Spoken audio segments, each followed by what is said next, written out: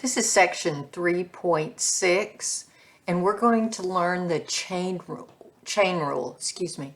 And so what happens is you've got something that has parts to it, and you have to multiply by the derivative of the inside as well as the outside. So in this up here, this is called the argument. We see this with trig ones or something to a power. So the derivative of this is, so you take the derivative of sine, that's cosine, you do nothing to the inside, you see inside left alone, but then you multiply by the derivative of this inside, which in this case is 2x plus e to the x. So you don't have to worry about the formal definition of it, but we do have to follow that rule, and it's going to save you on a lot of things. We also are picking up the derivative of e to the u, because e to the u is something other than just e to the x, and you'll end up using the power chain rule. So for this example, instead of this form, I like to say it's e to the u times u prime. So if you have e to the 5x squared, this is your u. So you write that for the derivative, f prime of x, the original times the derivative of this. So that's 10x. So your final answer would be 10x e 5 to the 5x squared. If you have this one, and this is an e, but if you have something to a power, you're going to do the same thing. Where y prime is going to be 4 comes to the front, inside stays the same, but it drops to the third power, times, take the derivative of this, 2x plus 3. You can then multiply this piece by this piece. You can't multiply here because you've got that raised to the third. All right. Okay, that's really the gist. We do have the derivative of the absolute value, which gives you x over the absolute value.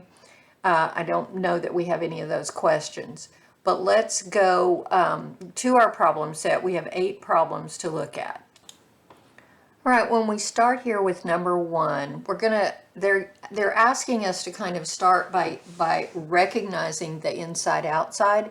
And so they give us that y is equal to 8u plus 1, where u is 1/4 x to the 6th. So the first step is going to put this u in here. So we have y equals 8 times 1/4 x to the 6th plus 1. And so 8 times 1/4 is 2, so we have 2x to the 6th plus 1. Then we take the derivative of that, which gives us 12x to the 5th plus 0. So you're just building the function, and then you're taking the derivative of it. In number 2, we have sine u, where u is 3x plus 4. So put the 3x plus 4 in for u. Y equals sine of 3x plus 4. Y prime is cosine of 3x plus 4. Do nothing to that, but then multiply by the derivative of that, which is 3.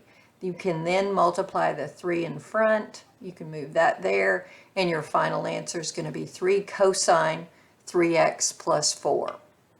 The original number 3 that we had there and the number 4 are omitted, and we're moving, this will be your number 3 in homework. Find the derivative of y equals e to the negative 13x.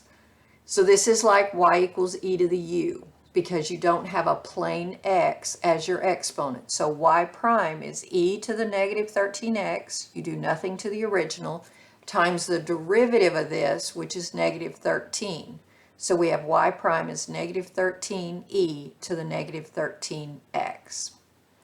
Number 4, the y equals the square root of negative 2 plus 3x. So the first thing you want to do is rewrite that as a fractional exponent expression.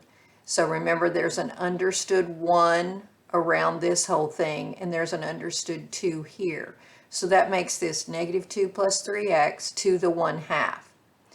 Y prime, 1/2 comes to the front, you do nothing to the inside, and you drop by 1, so that makes that be negative 1/2. Then you multiply by the derivative of this, which is 3. Then you can multiply 3 times the 1/2, but the best way to do it, because they usually want you to put it back in the same form here. So the 3 is going to be on the top, because 3 times 1/2 is 3 over 2. So 3 is here, 2's on the bottom. This was to the negative 1/2, so it will be down here in the regular radical form. Number 5. So the only thing that makes this a little tedious is that it's a product rule that has powers. So the original is 3x plus 4 to the 4th times 4x plus 1 to the negative 3. Write your roadmap. That's going to be your big help. So first times derivative of the second plus second times derivative of the first. Then this line, the third line, because we wrote the original, we wrote the roadmap. Only thing happening here is what's in red, where we took these derivatives, and we're using the chain rule. So this is negative 3 to the front, 4x plus 1, take 1 away, that's a negative 4, times the derivative of the inside, which is 4. Same thing here, 4 to the front, 3x plus 4 to the third, times 3. And then we start cleaning it up. So we can multiply the 4 times the negative 3, so that gives us negative 12 there, times this to the negative 4, that was that. Plus, over here we multiplied the 3 times 4, and so we're still there. That's pretty much all we did. But then we notice there's a lot of things the same. We have a 4x plus 1 to a power in both sides of the adding sign. And we have a 3x plus 4 to a power on both sides. So we pull out the smallest one. We pull out a 3x plus 4 to the third, and we pull out a 4x plus 1 to the negative 4, because that's smaller than to the negative 3. When we factor these out, what is left? If we take that to the third out of this one, we have a 3x plus 4 to the first. If we take this out, we're left with negative 12.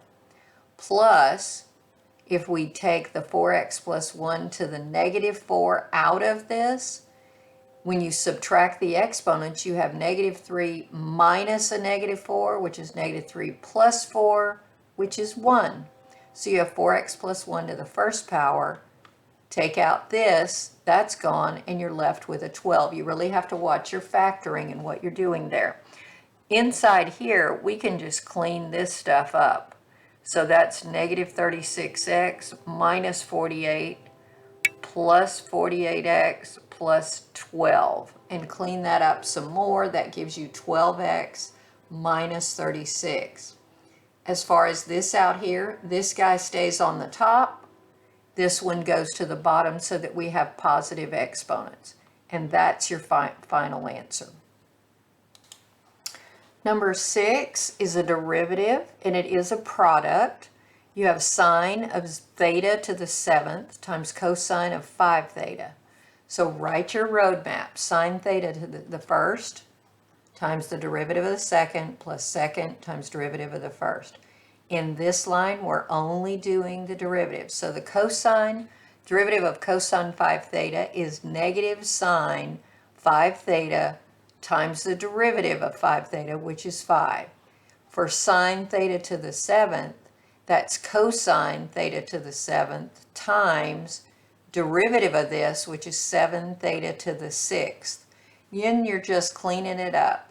Here, the 5 can multiply there, so we have negative 5 sine theta to the 7th, because those are not the same, plus 7 theta to the 6th, cosine 5 theta, cosine theta to the 7th. And that's your final answer. There's not a lot of cleaning up you can do.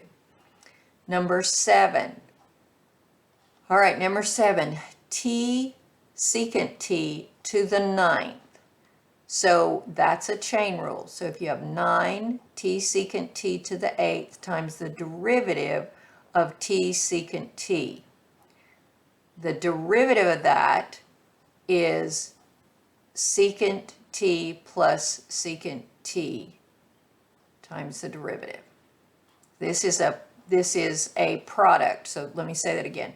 So it's t times the derivative of secant t plus secant t times the derivative of t, which is just 1, and that'll be dt.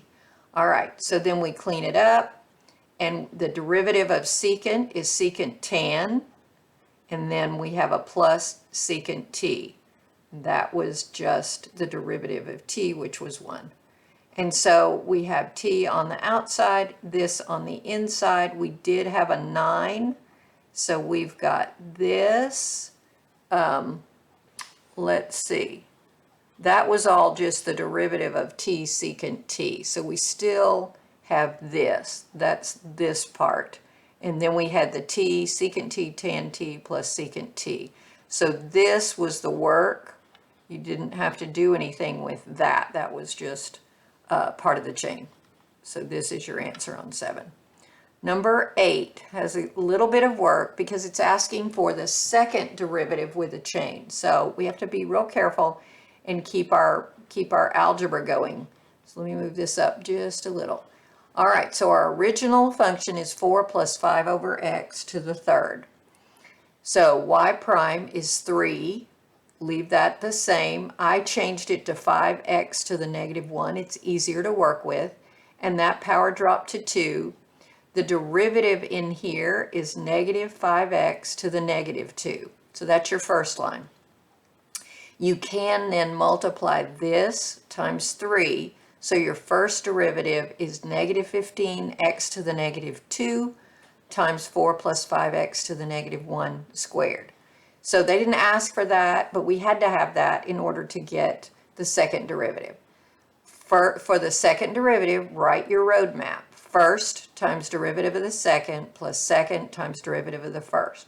In this line, you are just taking those derivatives. So the derivative of this is 2 times that to the negative 1 to the first times the derivative of this, which is negative 5x to the negative 2. The derivative of this is 30x to the negative 3. Then we start cleaning up.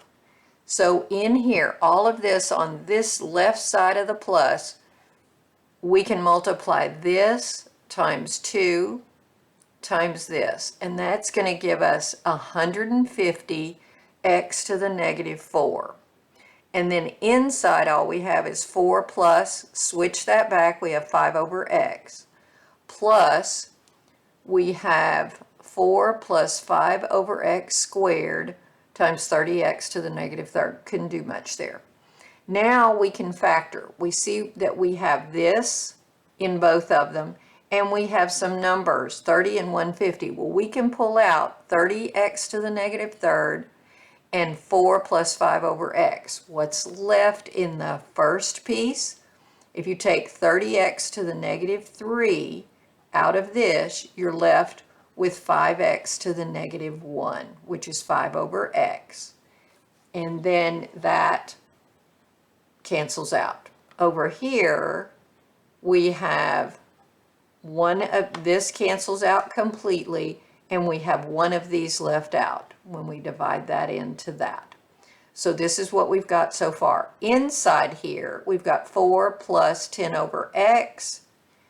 All I did here was take the x to the negative 3, put it on the bottom. So this is our final answer. So after those 8 problems, you should be a little bit more familiar with the chain rule. You'll use it quite a bit.